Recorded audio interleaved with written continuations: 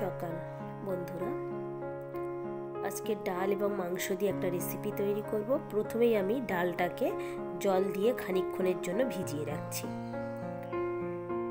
একেবারেই ভিজে গিয়েছে ডালগুলো, ভিজে অনেকটা ফুলেও গিয়েছে। এবারে আমি মাংসটাকে ছোট ছোট করে কেটে নিয়েছি। যেহেতু এটা আমি ব্লান্ডারে ব্লান্ড করব, তাই আমি ছোট ছোট করে কেটে নিয়েছি। আপনারা চাইলে এটাকে শিলপাটায়ও বেটে নিতে পারেন। রেসিপিটা তৈরি করার জন্য আমার এখানে কাঁচা লঙ্কা, শুকনো লঙ্কা, আদা আর রসুন নিয়েছি। লঙ্কাটা আপনারা আপনাদের পরিমাণ অনুযায়ী বা পছন্দ অনুযায়ী বাড়িয়ে কমিয়ে নিতে পারেন। মাংস এবং ওই মশলাগুলো একসঙ্গে আমি বেটে নিয়েছি, আর ডালটা আলাদাভাবে বেটে নিয়েছি।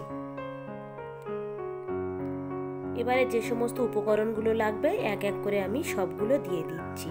প্রথমেই আমি লবণ, মিট মশলার গুঁড়ো, জিরের গুঁড়ো, ধনিয়া গুঁড়ো আর সবার শেষে দিয়ে দিচ্ছি একটু গরম মশলার গুঁড়ো আর পেঁয়াজ দিয়ে সবগুলোকে আমি খুব সুন্দরভাবে মাখিয়ে নিচ্ছি। আপনারা কেউ এই রেসিপিটা তৈরি করতে গিয়ে যদি বা ডালটা একটু পাতলা হয়ে যায় বা বেটারটা যদি পাতলা হয়ে যায়, তাহলে আপনারা এখানে বেসন ব্যবহার করতে পারেন। যদি বেসন ব্যবহার করেন তাহলেও খেতে ভালো লাগবে। ঠিক এরকমভাবে আপনারা হাতের সাহায্যে চেপে চেপে কড়াতে দিতে পারেন, কিংবা একটা চামচের সাহায্যেও আপনারা দিতে পারেন। ভাজার জন্য আমি প্রথমে প্যানে তেল দিয়ে দিচ্ছি। এখানে আমি সাদা তেল ব্যবহার করেছি, চাইলে আপনারা সরিষার তেলও ব্যবহার করতে পারেন। তেলটা গরম হয়ে যেতেই আমি এক এক করে সবগুলো একটা চামচের সাহায্যে দিয়ে দিচ্ছি। অবশ্যই যখন কড়াতে দেবেন তখন কিন্তু গ্যাসের ফ্লেম একেবারে মিডিয়াম টু লোতে রেখে দেবেন।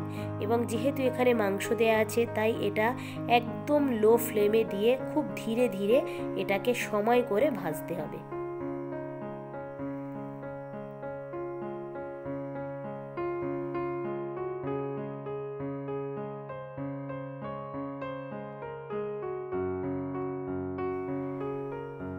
একটা খুন্তির সাহায্যে আমি সবগুলোকে উল্টে দিচ্ছি।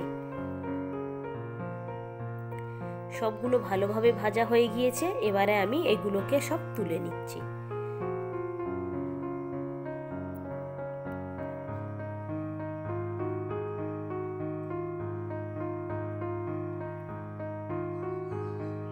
একইভাবে আমি সবগুলোকে এইভাবে ভেজে নিয়েছি।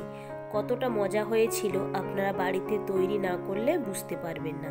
অবশ্যই আপনারাও বাড়িতে এইভাবে তৈরি করবেন।